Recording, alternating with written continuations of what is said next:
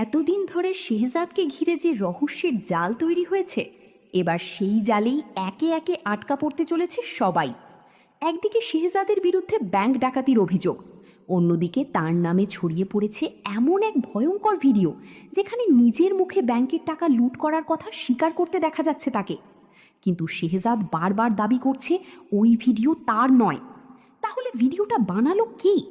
আর কেনই বা শেহজাদকে দেশের মানুষের চোখে একজন অপরাধী হিসাবে প্রমাণ করার এত বড় চেষ্টা? এর উত্তর খুঁজতে গিয়ে সামনে আসতে পারে আরও ভয়ঙ্কর এক সত্য, যার সঙ্গে জড়িয়ে আছে গোলাম। কারণ গোলাম শুধু শেহজাদের মতো দেখতে নয়, তার পরিচয় নিয়েই এখন তৈরি হয়েছে বিশাল রহস্য। ঋতু ইতিমধ্যেই বুঝতে পেরেছে যাকে সবাই গোলাম ভাবছে সে আসল গোলাম নয়। তাহলে আসল গোলাম কোথায়? আর যে মানুষটাকে শেহজাদ সাজিয়ে রাখা হয়েছে তার আসল পরিচয় কি? এই রহস্যের উত্তর প্রকাশ পাওয়ার আগেই শেহজাদের জীবনে নেমে এসেছে আরও বড় বিপদ। শিশুদের নিয়ে যে ভয়ঙ্কর অপরাধ চক্র চলছে তার আস্তানায় গিয়ে শেহজাদ জানতে পারে এই অপরাধের পিছনে রয়েছে আরও বড় শক্তি।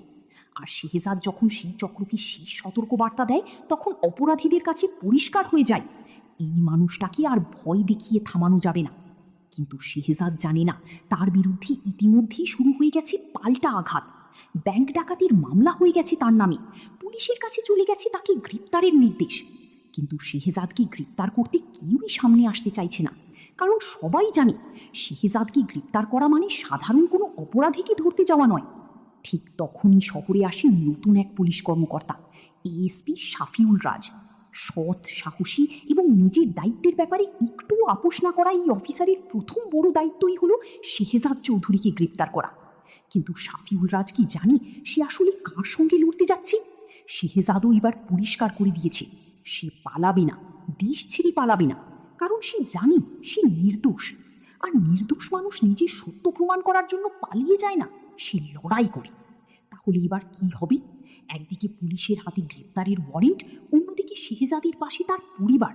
আর মাঝখানে দাঁড়িয়ে আছে এমন এক রহস্য যার সমাধান না হলে শেহজাদ কোনোভাবেই মুক্তি পাবে না। শাফিউল রাজ কি সত্যিই শেহজাদকে গ্রেপ্তার করতে পারবে, নাকি শেহজাদের সঙ্গে দেখা হওয়ার পরই বদলে যাবে পুরো পরিস্থিতি?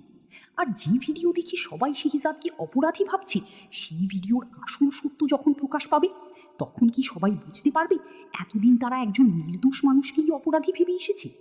আর গোলামের আসল পরিচয় প্রকাশ পাওয়ার পর শেহজাদের পরিবারে কি শুরু হবে আরও বড় বিস্ফোরণ? কারণ এবার শুধু শেহজাদের বিরুদ্ধে লড়াই নয়, লড়াই হবে সত্য আর মিথ্যার মধ্যে।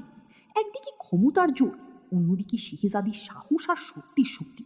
এবার দেখা যাক বাঘ কি খাঁচায় বন্দি করতে আসা শাফিউল রাজ কি সত্যিই শেহজাদকে ধরতে পারবে, নাকি খাঁচা তৈরি করতে গিয়ে নিজেই বুঝতে পারবে সে যাকে ধরতে এসেছে সে কোনো সাধারণ বাঘ নয়।